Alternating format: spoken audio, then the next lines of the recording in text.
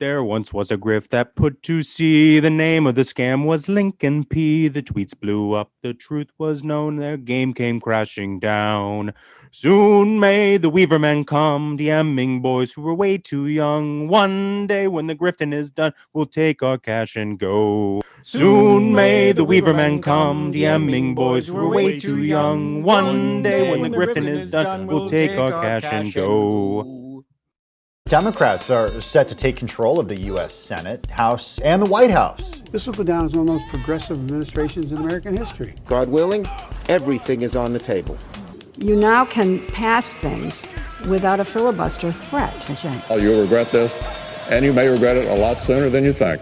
You and I have a rendezvous with destiny. We'll preserve for our children this, the last best hope of man on earth, or we'll sentence them to take the last step into 1,000 years of darkness. Okay, all-time greatest sea shanty. I cannot believe that Ruthless has just produced the first and only Lincoln Project sea shanty. I mean, the name of the show is Ruthless, folks. Outstanding crooning from Mr. Duncan. Well done. I'd like to thank the writers. I'd like to thank the producers. I feel like... Yeah, what does it take to get nominated for a Grammy? Because, folks, that should get one. Oh, my goodness gracious. I know we've done some fun stuff on this show, but sea shanty... sea shanty... It's really taken on a life of its own. Oh, Folks love it. I think my favorite line is the DMing boys who are way too young. It's just funny because it's true. Just poetry. It's just poetry. it's just absolute poetry. It's enough to make Weird Al Yankovic blush. Yeah.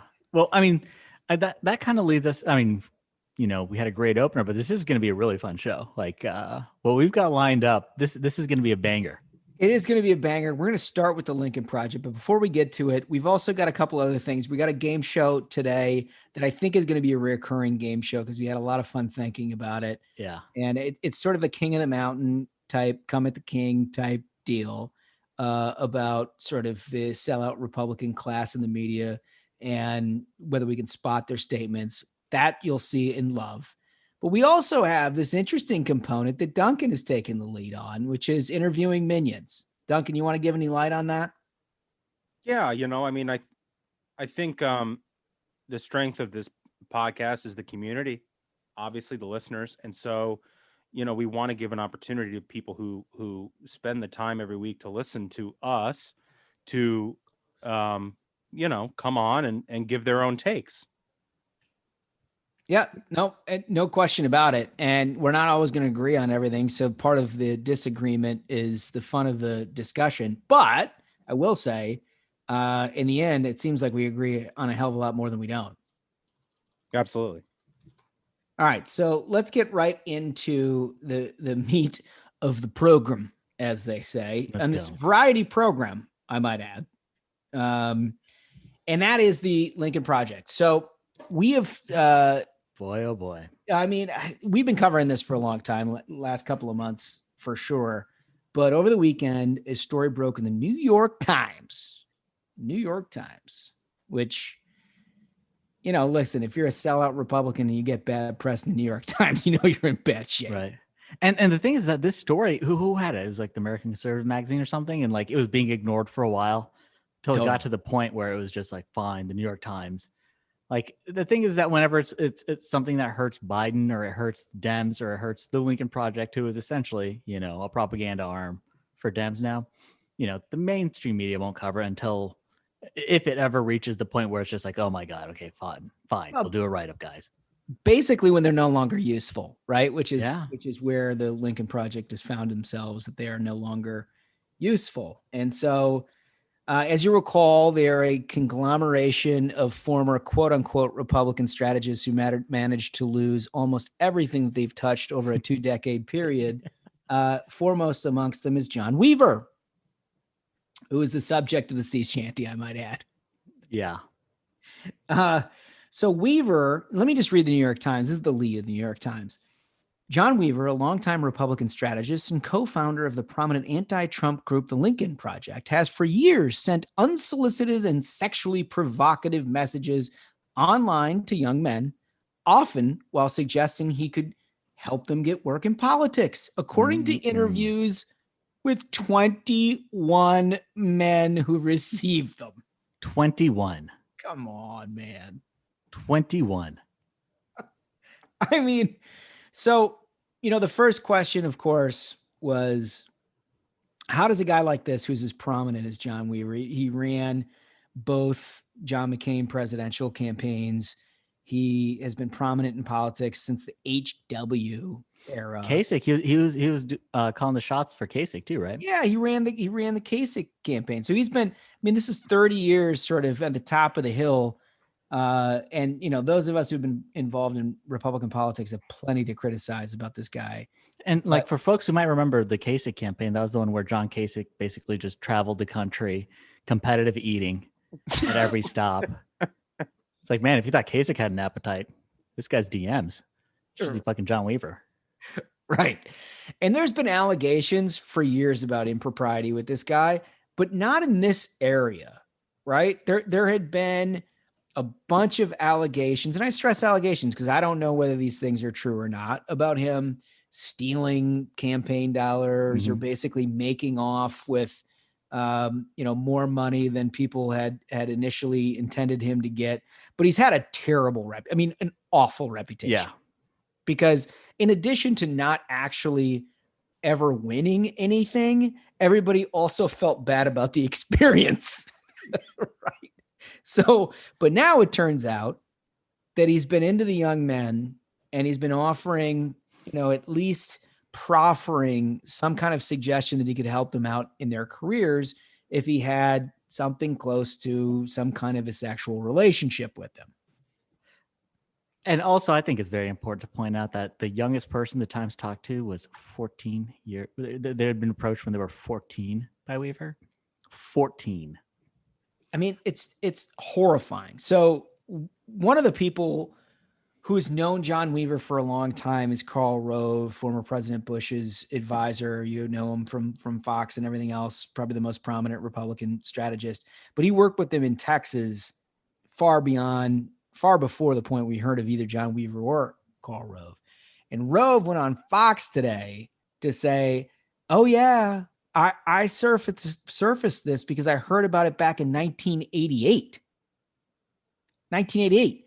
And so what the media did with that when Rove said, hey, there's some concerns about John Weaver, is the Atlantic wrote a piece. I think this was after the 2000 election where George W. Bush beat McCain and Weaver, is that they wrote a piece saying that Rove was essentially surfacing all these salacious rumors intended to damage McCain and Weaver. Oh, or it could just be true. Yeah. There you go. I mean, since 88, that's pretty terrifying. This guy's had like a 30-year reign of terror. Yeah. The one thing I want to flag here, fellas, is John Weaver is just a bad person. It's Guess like that. This isn't just pressuring underage boys for sex. I mean, this is a guy who spent the last 4 years talking about compromise and Putin and collusion while trying to register as a foreign agent to lobby for Russia. I mean, this is a guy who's one of the most dishonest people in this industry. And he tried to kind of somersault out of this by saying, I'm in the closet and that's an excuse. He tried to use the Spacey defense that I am now choosing to live as a gay man. Or the Governor McGreevey is my favorite back in New Jersey, right? Right. But the guy's a predator. The guy is a sick, depraved predator who preyed on kids who needed help. I can't think of a worse type of person who deserves hell more than John Weaver. I totally agree. And here's the reason I don't know how many people knew about this situation. We've now kind of found out that the Lincoln Project itself may have had some information on all of this going back to last summer, if not before, but I don't want to make allegations we can't substantiate. But the reason that this guy has remained prominent in Republican circles has nothing to do with the fact that he's actually an operative. Like, this guy fucking sucks.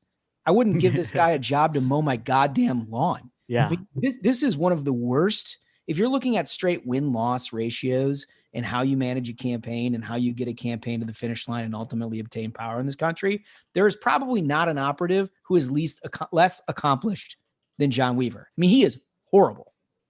But he's maintained his conversation within Republican politics because every single reporter in political journalism knows that they can go to him to talk smack about other Republicans, which, as we know, is the only way that you can actually obtain any kind of notoriety in the mainstream press, is if you're attacking your own. Yeah, I mean, even this article in Politico in late 2015, and boy, the title is pretty awful. It's John Weaver in the Business of Political Seduction. It didn't discuss, any of the current allegations, but it basically talked about how he essentially would, work for anyone, do anything for a paycheck. He had no ideology. He had no real talents.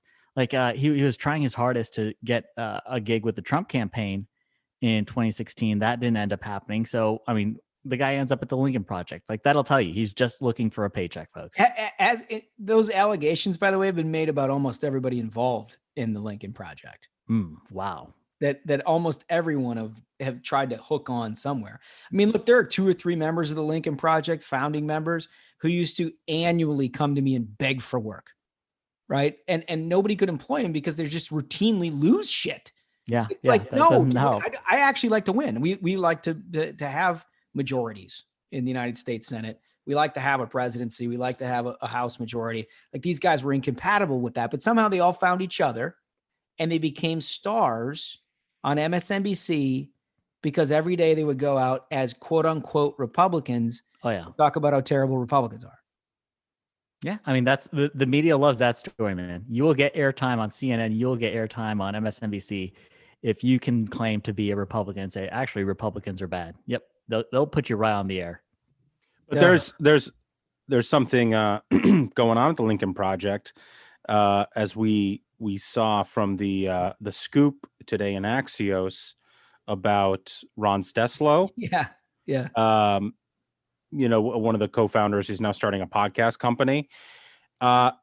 We started this program with a sea shanty. Well, the rats are fleeing the ship. Nice. And I imagine, in light of the Weaver news, we're going to start to see a lot of these folks at each other's throats here in 6 months. And, you love to see it. Yeah, you'll love to see it. But to put it like a finer point on what you're talking about, was Ron Steslow, who was one of the founding members who jumped ship. And the reason that matters to this audience is that he's kind of the smart guy behind the scenes who actually understands how intellectual property and all of those kind of things work. Like, he's been an operative in California for a long time, who, obviously never Trump and everything else, but he figured out, unlike the rest of these idiots, that he could actually own the properties that they created with other people's money. Right. So the rest of them are like enjoying their limelight on MSNBC and running around jerking each other off over stupid bullshit. This guy runs away with the RSS feed on the podcast. Right. So the 2 million plus people that have been subscribing to this nonsense are now his subscribers, and the rest of them are sitting around with their pud in their paw. Amazing. Incredible. Anyway, I digress. Let's talk a little bit about this game show that we've put together. Yeah, because that's a good one. Duncan with Duncan has done a terrific job moderating this game show, but we have a little different twist on this one today. Should I go over the rules, or you want to go over the rules? Essentially, I'll go over the rules. So, we all use Twitter. We all know there are folks who have just the worst takes. The worms have completely eaten their brains, and you get a very concentrated form of that among, the never Trumpers. So we were thinking, let's have a contest between me and Josh and see who can find, the never Trumper with the worst takes over the past week, where there's 3 rounds. Duncan tells us who wins each round. Josh gives a take from whoever he picks. I drop a take from whoever I pick, and Duncan decides which take is worse. Yeah. I'm judge and jury. Let's go. I mean, this game's going to sweep the nation. This is going to be a good one. I have a couple of requests at the outset. First, can I get Moderate Jeff to play the game show sound? Got to have it.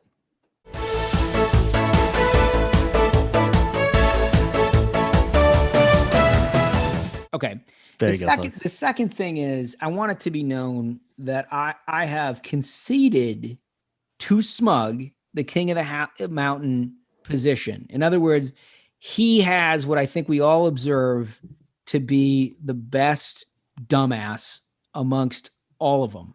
And in this particular game, what that means is that we have found a former Republican who's now a Democrat glitterati that we think has the worst takes on Twitter consistently. And this isn't like a reach back game where you could go back 2 years and find the worst take. It has to be contemporaneous. So you think about it like the college basketball top 25, right? Yeah. Doesn't really matter what you did in October or November. Like we're in February now. You got to win games in February. Yeah, you got to start winning. Yeah. So we're looking at this stuff on a week by week basis. And what we pull are 3 tweets in the last 7 days. And I pick for this week, my champion is Jen Rubin. I think her takes. I mean, it's a strong, like that's a number one draft pick. That's a dynasty. Like, it's almost like just cheating. Jen is, a one woman dynasty team of bad takes. It's so good that it's hard to compete with. I went to like 3 or 4 different destinations to try to find somebody as dumb as Jennifer Rubin. I think I've got one that can compete today. But I think one thing I just want to clarify here, and feel free to talk it out, guys. But I think because Smug is ostensibly like king of the mountain for this game, he got to pick Jen Rubin. He should have to go first twice. Yeah, first and last round. I'll drop the take first. I feel like that sort of like levels the game a little bit. I like that because in addition to just having a bad take, the sequencing of presenting the bad take is also important here because you have to take the best 2 out of 3. In other words, if Smug provides like a prototypical Jennifer Rubin nuclear hot take. Yeah. I can look at that and say, I've got nothing in my hand. Surrender. That can beat that. So I'm going to shove my worst stuff out there to try to just sort of shelve it. Yeah, and compete for the other 2. I love this, guys. It's like so much strategy. It's like Pokemon. It's like, you like throw out your Pokemon. It's a lot of strategy. This is great. There's good strategy. There's some poker equivalents here. Yeah. I feel like there's a lot of games going on in one, but I'm going to compete today. And I don't like the fact that I'm going up against the best of the best, but it is what it is. So here we go. Who'd you pick for the week? Well, oh yeah, God, I need to introduce the asshole. So I'm not going to surprise anybody to know that Maximum Boot is a primetime player on a week by week basis. Let's go. The reason that I selected Max Boot is not only because he's got primetime terrible takes and he's a former Republican who used to be exactly the opposite of everything he is now in terms of like all kinds of different things, but his consistency week in and week out, right? So there are plenty of people as dumb as Max Boot, but not that give me the breadth of opportunity in a 7-day cycle that he's given me. And I think that goes on. So if for some reason I'm able to win this week, I think I can defend the title for a lot. Oh, wow. Well, there's some scouting. There's some scouting involved here, right? Like you really have to do the homework. You got to look back and say, who's going to give me what I need to take on the queen here, Jen Rubin. That's right. So I think I can hold the top of the charts if I win, but I just winning is going to be tough. It's going to be very tough. Okay. Well, Smug, the floor is yours. I'm judge and jury. Give us a take. Here's the first take from Jen Rubin. This is on January 26th. Given the unlikelihood of Senate action, it is essential both Fed and state prosecutors investigate sedition, incitement, riot, conspiracy to commit voter fraud versus ex-president. Against the president himself. Yes. State, local authorities. Yep, totally. What do you got, Holmes? I mean, it makes sense. Have federal people investigate things that are up to the state, and have state authorities investigate things up to the federal government. Okay, Great take. I think I can beat it. I think I can beat it. But it's a little bit of a caveat because he has it's a retweet, but it's not a retweet. He's pulled the words out of somebody else's column to put them on top of the column, basically to say that this speaks for him. Right. He's okay. He's So endorsing you're using the a quote opinion. retweet. I guess we can allow that. That's a gray area in the rules. Well, you got to pick Jen Rubin. It's like playing NBA Jam and being like, I'm going to be the Bulls. Right. Fair. Not the 1 year when they had Pippen and Horace Grant, the Jordan years. Yeah. Okay. So Max Boots says on January 26th, it is far too little to say that the GOP has lost its way. Quite deliberately, it has become American democracy's most dangerous enemy. Oh man. I mean, that's hot. That's a hot take. This is tough. Fellas. So I got sedition versus most dangerous. And one's Trump specific, one's just Republicans. Yeah. Man, let us know if you need a reread. Well, no, I got the gist of both of them. I guess I feel like Smug's holding back. Like I feel like he didn't give us the hotness. Like you felt like I brought my top game and he gave us like his throwaway card. No, it's a good tweet. It's a good tweet. But Max Boot saying that the Republican Party is the most dangerous thing in America, while thousands of Americans are dying every day from coronavirus, seems like a little fucked up. I got to be honest. Yeah. So the jury has decided Josh Holmes wins round one. Okay, all right, because that's what I was holding back. That was the weakest. He was Wow. And I saw him. I knew it. That's strategy in action. But let me just say, from my standpoint, from a strategic standpoint, if I'm dealing with Jennifer Rubin, I need to strike early. Yeah. You can't let Jen Rubin, get up on the scoreboard. You can't. It's like letting Mahomes get unleashed. You can't let that happen. Can't let it happen. Can't play from behind against the king. Can't do that. There are no comebacks with Rubin. I needed to start and establish the tone. So here we go. 1-0 Boot. What's up? Okay, but here, Holmes, now you got to lead. Now you got to lead. You got to lead off. Okay. I'm in awe of dissidents who risk their lives for human rights. Their courage stands as a rebuke to all those, including many Republicans, who are complicit in plots against democracy. But even among freedom fighters, Navalny's courage stands out. Okay. I got to take. I mean, let me just contextualize before you provide yours. This man has compared in one tweet what is happening to Navalny in Russia and the arrest of 5,100 people in Moscow for protesting democracy, basically, with what's happened with the Republican Party. Yeah. Okay. I got to take. It's short and sweet. Let's get it. This is also from January 26th. I mean, Rubin, never takes a day off, man. Holy shit. It's simply why Republicans are pretending impeachment is unconstitutional, even if it is in the Constitution.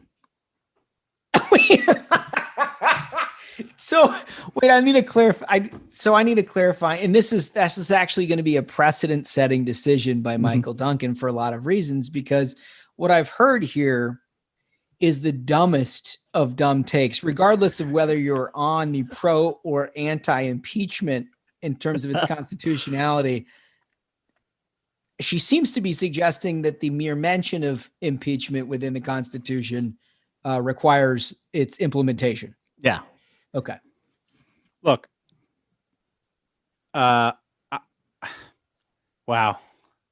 I mean, you got to respect the courage to just tweet that, though, right? Like, that's the thing. Here's the thing: it's a link to her article where she says this. To just tweet that takes incredible courage. You know? So, this is a tough one. This is a really, really tough one because they're so divergent. They are. Yeah. You know, your tweet, Holmes, had so much, so many layers. Yeah. And I'll be frank with you. I went with the kill shot here. I felt like that's confident. That's confident. I felt like I had the opportunity to put him down with this one because although that was absolutely terrific stupidity, I felt like it's not the hot take section. It's actually just the incompetence piece, which I'm testing the judge and jury to see sort of where the lines are drawn. And see, my strategy is I went for the pure uncut, completely brainworms. So this is like 10 words, brainworms. And pure uncut. And smart. And look, I think this is a situation where the tie goes to the runner, and the runner here is Jen Rubin. Oh boy. Let's go. Tied up. We let her off the mat. Well, no, it's just look, this is her fucking brand. This is her brand. This is, I don't give a shit. I'll give you the worst shit. I haven't tweeted. I have that much confidence. And so if there's any tweet that deserves to win in a Jen Rubin world, it's this tweet. So I got to give it to Smug. I can't argue with the judge on that. I would have liked to have won in 2 straight, but I'll let you both know that I've saved a little something. Yeah, wow. I'm going to say it right now. I mean, I don't think I can lose the 3rd round with this tweet. Holy shit. This is genius shit. Part of the reason why I go with Max Boot this week is because of the density of shit takes. I've got a well to choose from. And I've saved what I think is the best for last. But so who reads this one first? Hold on. I just want to give a little more color for our listeners here. So yes, Smug does have to go first, but you're telling me, Holmes, that you got a couple arrows in the old quiver. Yeah. You don't know which one you're going to deploy, and it's going to. No, I've now decided which one I'm going to deploy. Wow. Okay. Well, but I came with more than 3, if that's what you're asking. Wow. Mm-hmm. This is the take I'm dropping. I've wanted this. This is an absolute banger. All right, let's hear from Smug. I want to hear this. This is also from January 26th. Holy shit! Rubin, what did she do that day? Dude, forget a week. I went with 1 day. What a day! This is a day in the life of Jen Rubin's brain.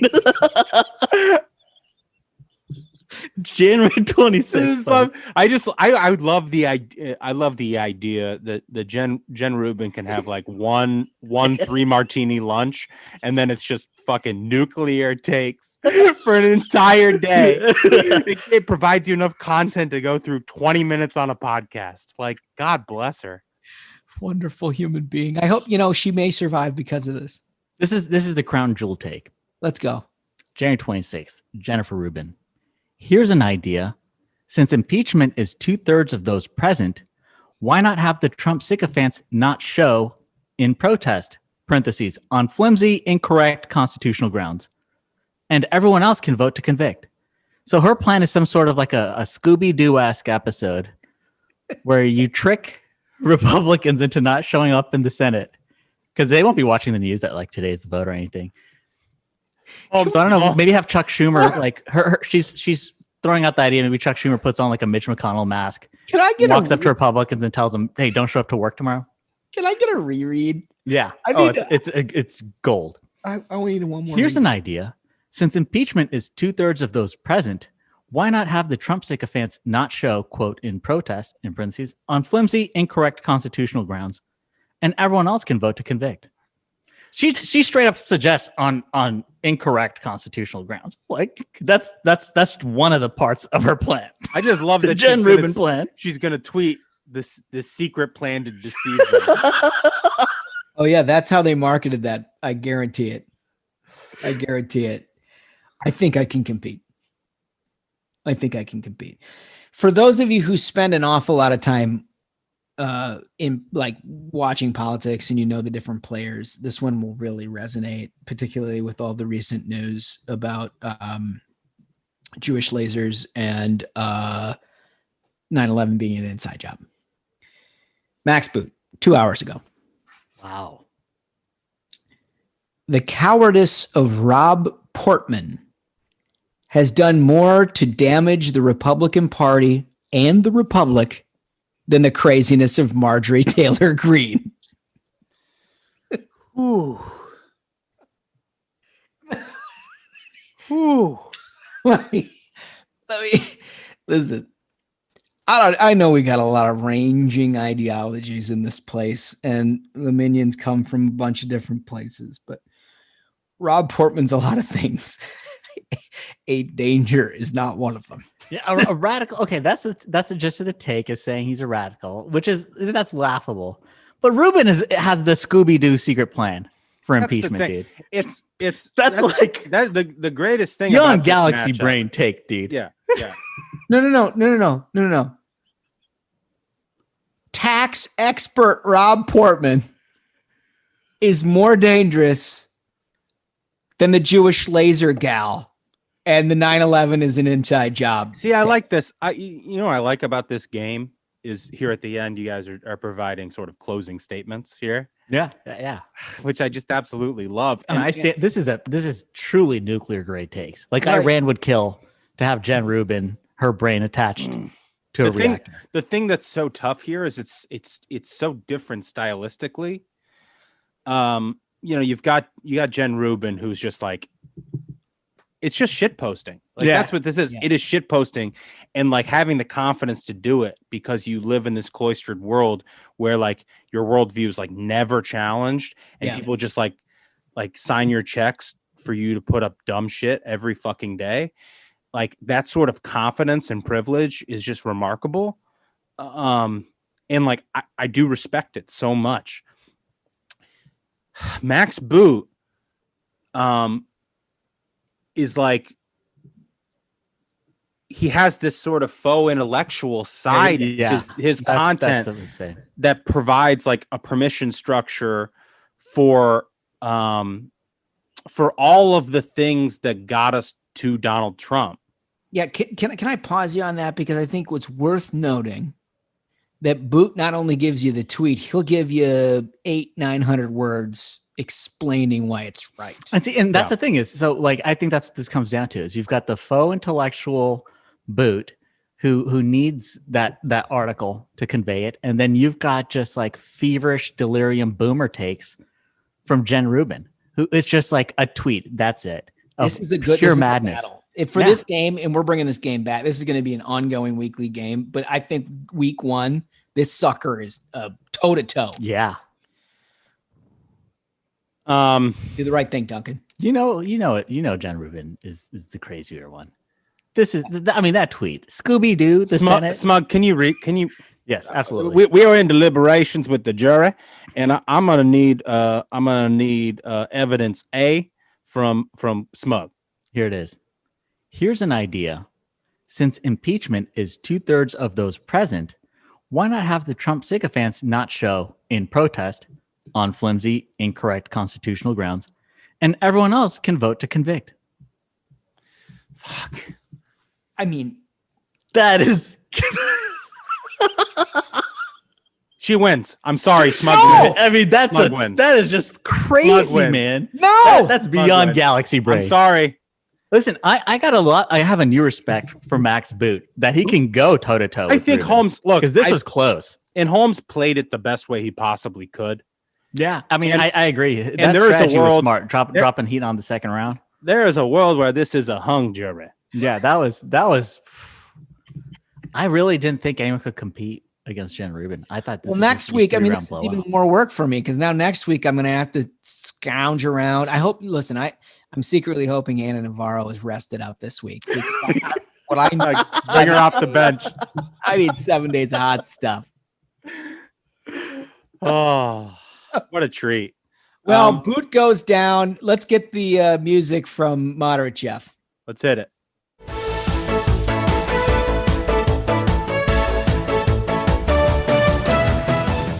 Okay. Man, I'm so proud of my queen. Keep those brainworm takes coming, Jen Rubin. I mean, Smug really sequenced it well. I mean, it's hard to argue.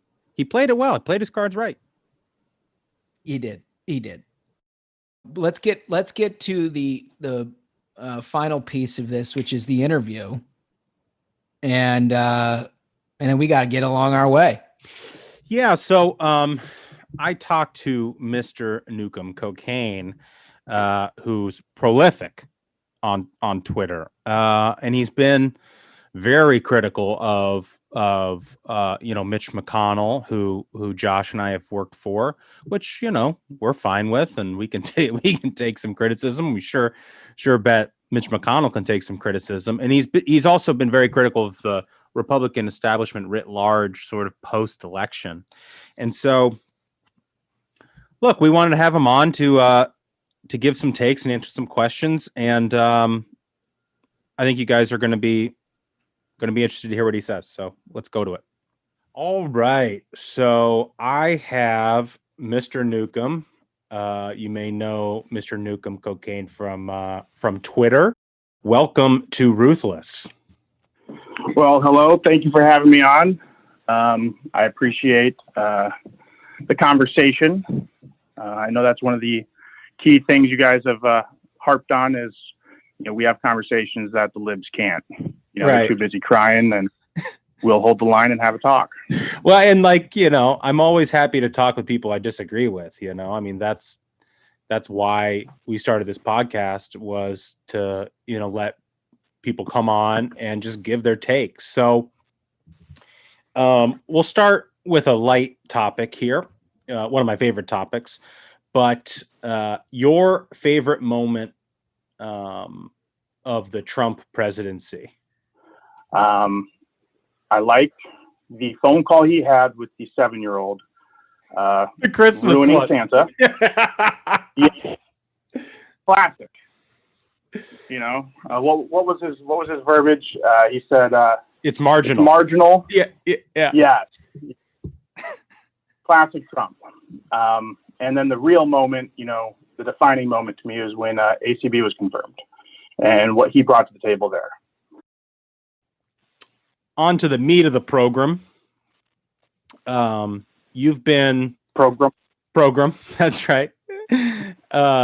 You've been very critical of, the Republican establishment, Senator McConnell, in the push for impeachment now, their reaction to the riot at the Capitol. I was just curious, what's your central thesis there? So I'll preface this with, I respect Mitch McConnell for what he's provided. Obviously, I was a Mitch McConnell catfish account for a couple of years. Oh, hell yeah. I really enjoyed it. Made some really good Mitch memes. He's been a lot of fun to support. I like the community and the structure around him as a leader. But I believe there's some missed moments, post-election that really, to me, have shown some of the things that we believe, the Democrats are out of touch with. And then you start seeing your side be out of touch with its voter base.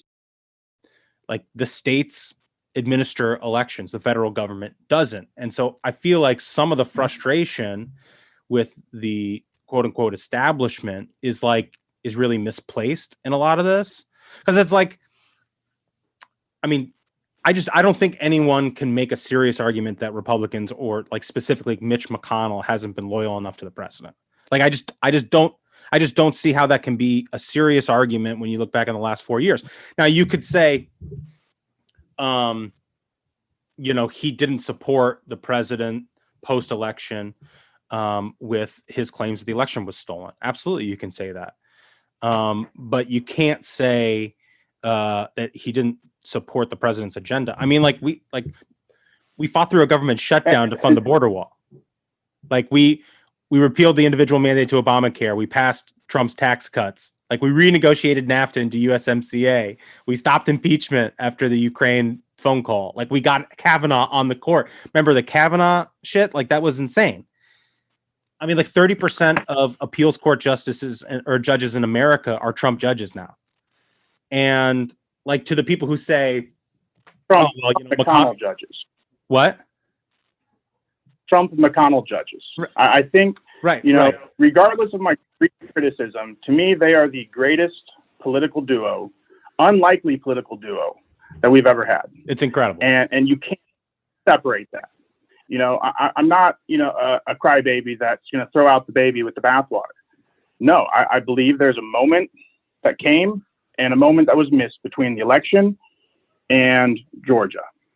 And that's the root of my criticism.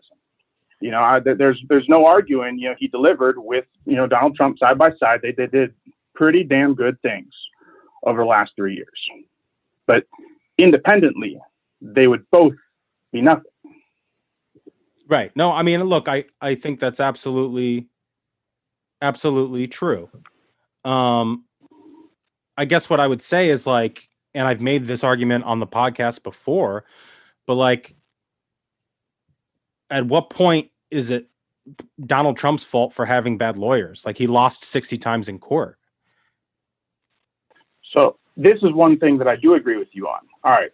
And I've asked this question to a lot of people, is whose responsibility was it to see what the Democrats were doing in March? I mean, Trump tweeted about it. Cool. He tweeted about it.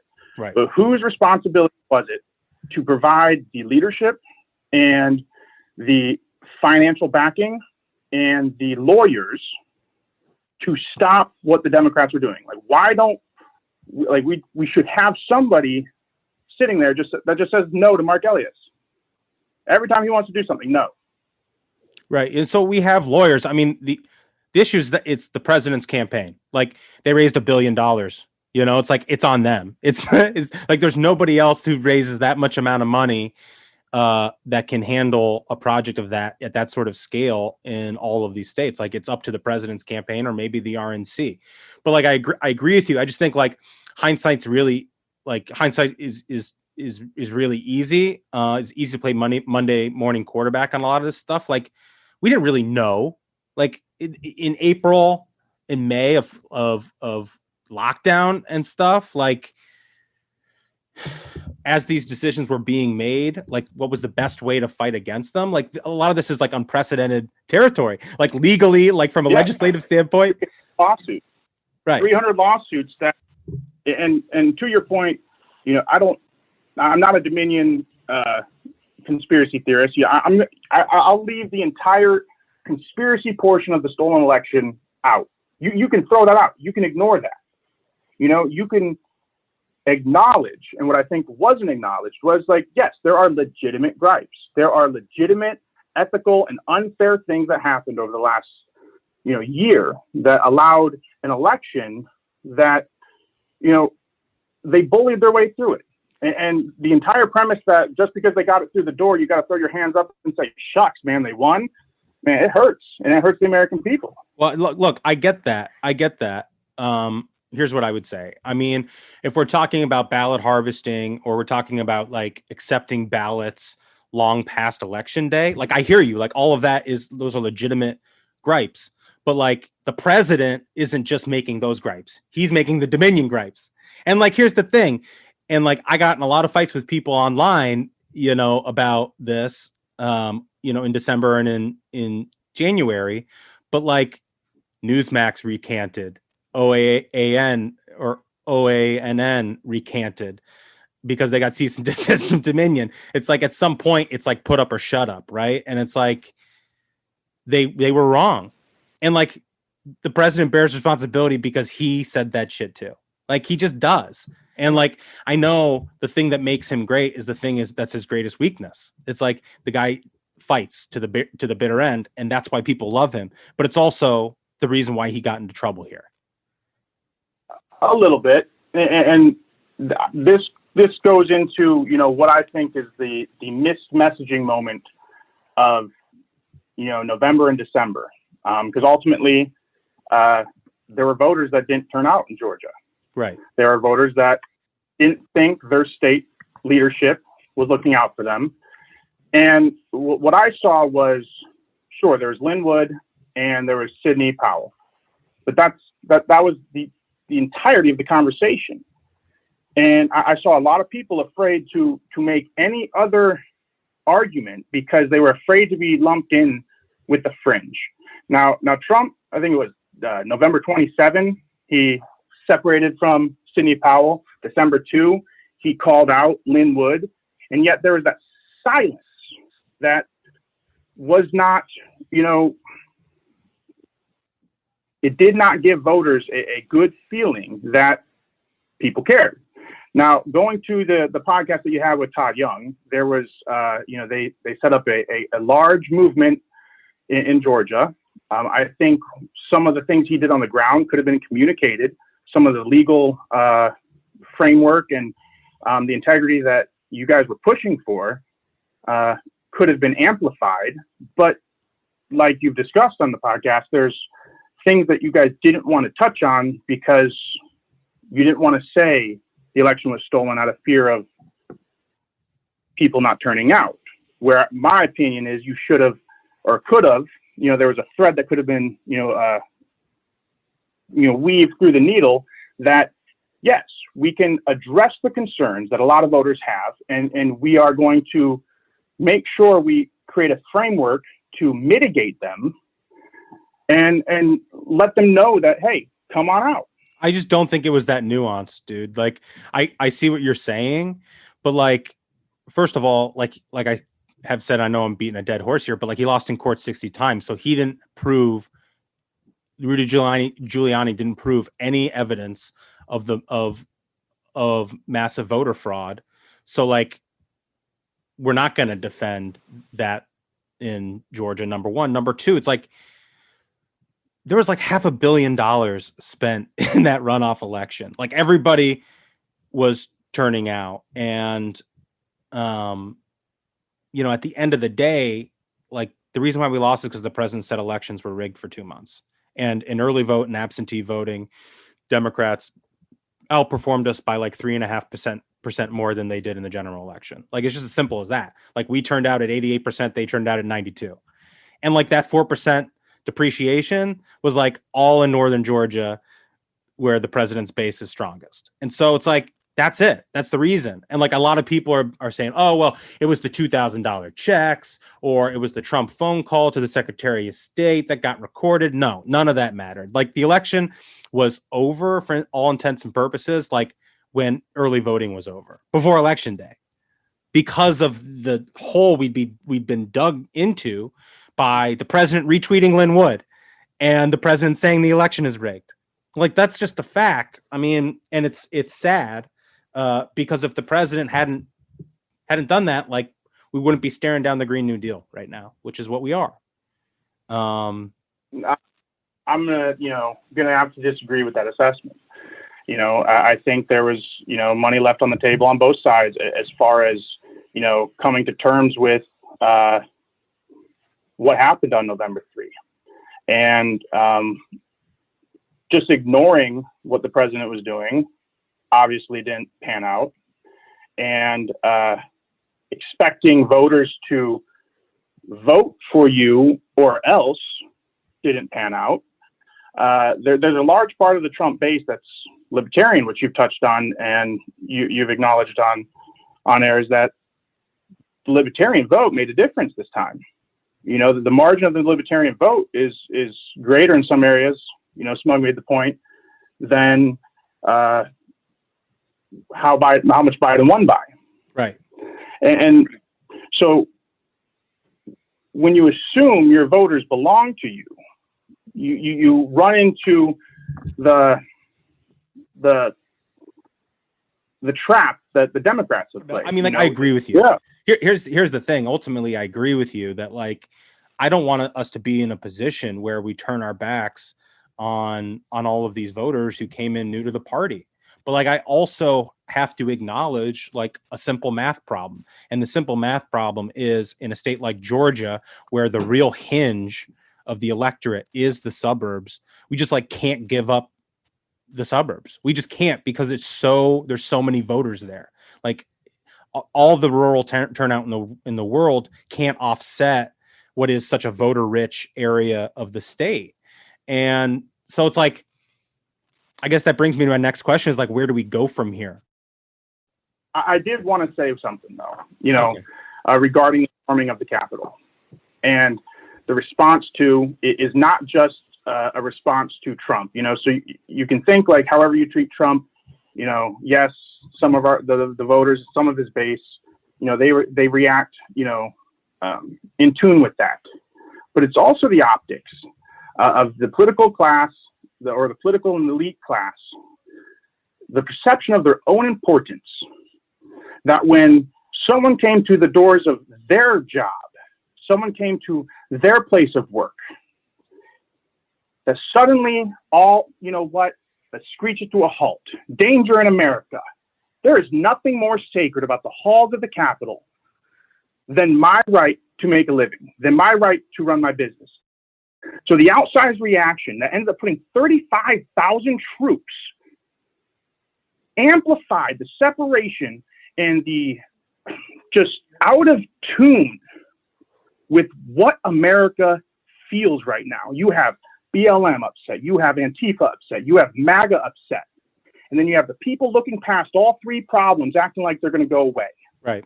No, look, I think you raise an important point there, which is only made stronger by what we saw here recently, which was now all of those National Guardsmen who've been protecting the Capitol grounds are now treated like trash and made to sleep in a garage, rather than taken care of. Like they're not important anymore. Shout out LC. She offered them snacks and etc. last night.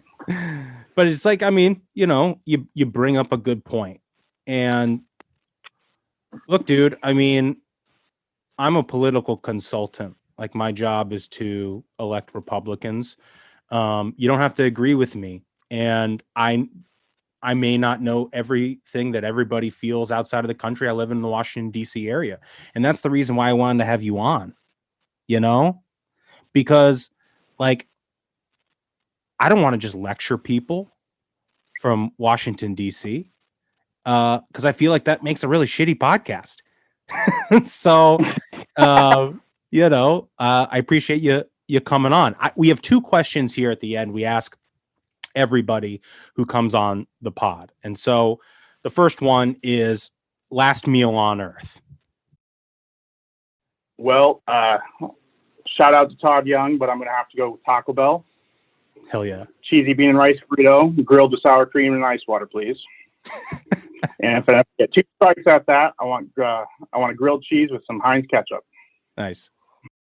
Final question here. What motivates you more, the thrill of victory or the agony of defeat? The agony of defeat. Because as a Marine, I don't fucking lose. And the feeling sucks. As we're all finding out right now. Awesome. Well, I appreciate you coming on. And thank you very much. Yeah, thank you for having me. It's been an honor. So he's an interesting guy.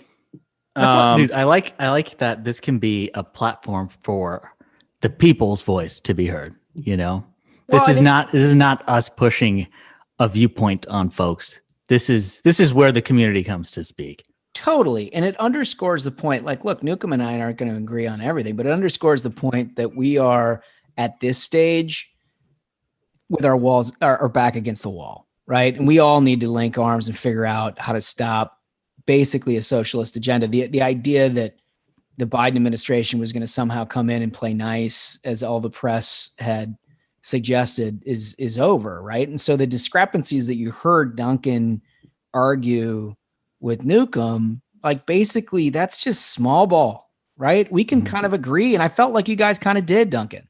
Yeah. And, I mean, I think there was at one point where he was making this sort of like populist argument that I agreed with, which was that like, you know, whether it's MAGA or BLM or Antifa, you know, I mean, everyone sort of feels like, you know, our political establishment has let them down in some way. You know, whether you're a Donald Trump supporter or if you wanted $2,000 checks, right? And you're pissed off at Biden right now. And so, look, we've seen it with Robinhood and GameStop. We're obviously, you know, at a populist period in our politics, and I think he's obviously got his pulse, you know, finger on the pulse of that. So I think it was very interesting. Well, I'm glad you did it. I hope we can do more of that. Clearly, the community is the biggest part of this show. So good work, Dunks. Smug, you got to sign us out of here, though. Another outstanding episode, gentlemen. Outstanding work.